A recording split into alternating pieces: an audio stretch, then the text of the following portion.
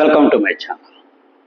ఈరోజు సాక్షి పత్రికలోని ఒక 80 ఏళ్ల వృద్ధురాలు, ఆవిడ పేరు నెల్లూరు శేషగిరి అమ్మ.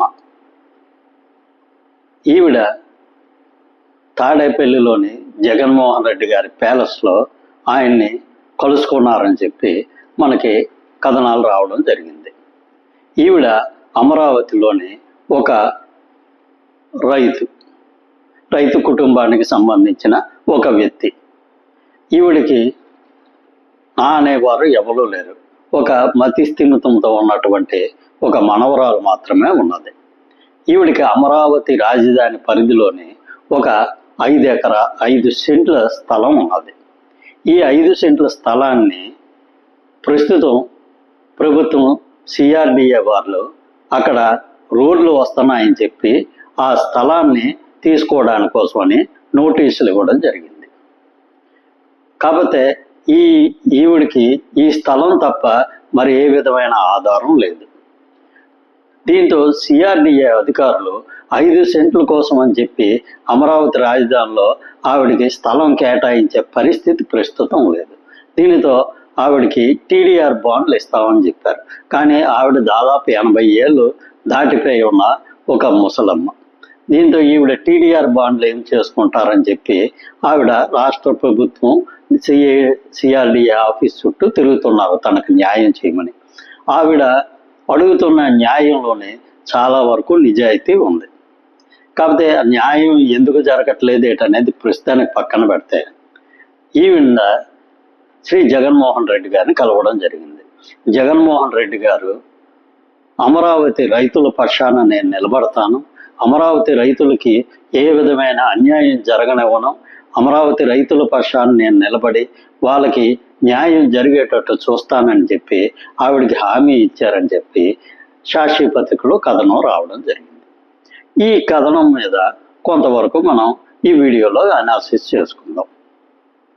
ముందుగా ఈ ఛానల్ సబ్స్క్రైబ్ చేసుకోకపోతే ప్లీజ్ ఈ ఛానల్ సబ్స్క్రైబ్ చేసుకోండి. ఈ ఛానల్ అభివృద్ధికి మీ వంతు సహకారం అందిస్తారని ఆశిస్తున్నాం. ఇక్కడ అమరావతిలో రాజధాని కోసం భూములు ఇచ్చే ఏ రైతైనా సరే జగన్మోహన్ రెడ్డి గారి విషయంలో సానుకూలంగా ఉన్నోడు ఒక్కడైనా ఉంటాడు. ఆయన అధికారంలో ఉన్నప్పుడు అమరావతి రైతుల్ని ఎన్ని రకాలుగా ఇబ్బందులు పెట్టారు, వాళ్ళని ఎన్ని రకాల కష్టాలు పాలు చేశారు, ఇవన్నీ మర్చిపోయినట్టుగా ఉన్నారు. ఈరోజు అమరావతి రైతుల పక్షాన నేను నిలబడతాను, వాళ్ళకి న్యాయం చేకూరుస్తాను అని ఆయన ఏమైనా సరే స్టేట్మెంట్లు ఇస్తే అమరావతిలో రైతులు ఎవరైనా సరే నమ్మే పరిస్థితి ఉందా? అసలు వాళ్ళ కల్లో కూడా జగన్మోహన్ రెడ్డి గారు మరలా అధికారంలోకి వస్తారని అంటే ఈ రోజుకి భయపడిపోయే పరిస్థితులు ఉంది. అంతలాగా వాళ్ళని ఇబ్బందులు పెట్టడం జరిగింది. పోలీస్ కేసులు, పోలీసులతో కుట్టించడాలు, వాళ్ళ మీద చాలా అసభ్యకర పదజాలంతోనే ఈ సోషల్ మీడియాలో తిట్టడాలు, ఇటువంటి ఎన్ని కార్యక్రమాలు చేశారనే దాని గురించి లెక్కలేదు. అటువంటి వ్యక్తి ఈరోజు ఒక 80 ఏళ్ల ముస్లింని తన క్యాంపు కార్యాలయానికి పిలిపించుకొని ఆవిడికి న్యాయం చేస్తాను అని అన్నారంటే అది ఏమైనా నమ్మదగిన విషయమేనా? ఇక్కడ దురదృష్టకరమైన విషయం ఏంటంటే ఆవిడికి మరి వేరే గత్యంతరం లేక ఈ జగన్మోహన్ రెడ్డి గారిని కలవడం జరిగినట్టుంది. ఇక్కడ పూర్తిగా రాజకీయ కోణం అనేది మనకు కనిపిస్తూ ఉంది. మన అందరికీ తెలిసిన విషయమే, జగన్మోహన్ రెడ్డి గారు ఎప్పుడు ఎవరికి అపాయింట్మెంట్ ఇవ్వరు.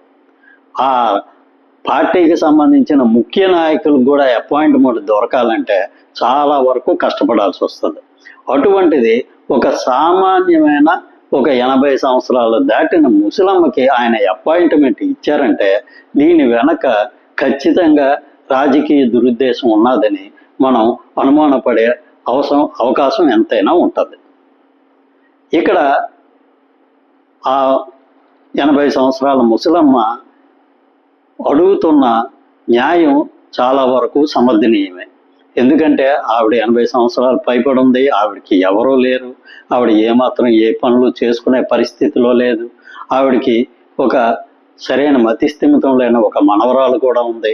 కాబట్టి సిఆర్డిఏ అధికారులు ఆవిడకి ఏదో విధంగా సరైన ఉపాధి చూపించడమో, లేదంటే ఈ 5 సెంట్లు అనేది వేరే చోట ఎక్కడో ఆవిడికి భూమి అలాట్ చేయడమో, లేదంటే ప్రస్తుతం చాలా వరకు ఈ ఇల్లులని లబ్ధిదారులకు ఇస్తున్నారు, దాంట్లో ఏదో ఒక ఇంటిని ఈవిడికి ఇవ్వడమో, ఏదో ఇక అవకాశం ఉన్నంత వరకు ఆవిడికి సహాయం చేసి ఉంటే బాగుండేది.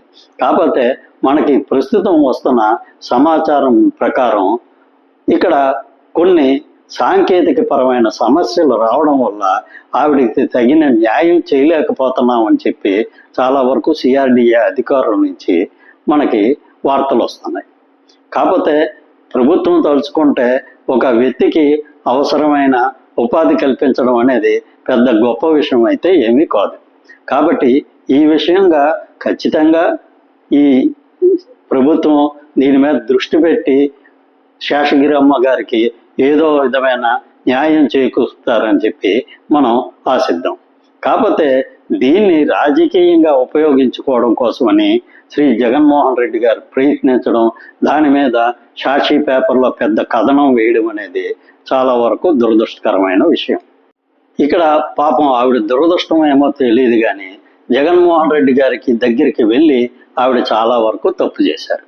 ఎందుకంటే ఈరోజు జగన్మోహన్ రెడ్డి గారు అధికారంలో లేరు. ఆయన ఈవిడికి ఏ విధంగానో సహాయం చేసే పరిస్థితిలో ఆయన లేరు. ఆయన సొంత నిధుల నుంచి ఈవిడికి సహాయం అందిస్తారంటే అది అసలు జరగని పని.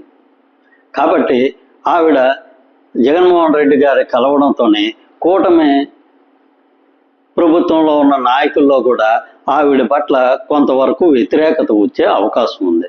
కాబట్టి ఆవిడ జగన్మోహన్ రెడ్డి గారి దగ్గరికి వెళ్లే ముందు 1-2 సార్లు ఆలోచించుకొని, ఎలాగా రాజధాని పరిధిలో ఉన్న మంగళగిరిలో శ్రీ నారా లోకేష్ గారు చాలా వరకు ఈ ప్రజల నుంచి విన్నపాలు తీసుకొని దానికి ఆయన తగిన రీతిలోనే సహాయం అందిస్తున్నారు. కాబట్టి ఆయన దగ్గరికి వెళ్ళి ఈవిడ సమస్యని చెప్పుకొని ఉంటే కొంతవరకు ఏమైనా ఉపశమనం కలిగే అవకాశం ఉండేదేమో.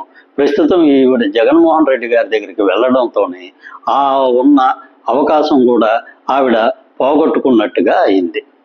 ఈరోజు జగన్మోహన్ రెడ్డి గారు ఆవిడికి ఏ విధమైన సహాయం చేయలేదు సరికదా, ఆవిడకి ఏమైనా సహాయం చేద్దామని ప్రభుత్వం అనుకుంటే దాన్ని కూడా అడ్డుపడే పరిస్థితిలోకి ఈ సిచ్యువేషన్ అనేది వెళ్ళిపోవడం జరిగింది.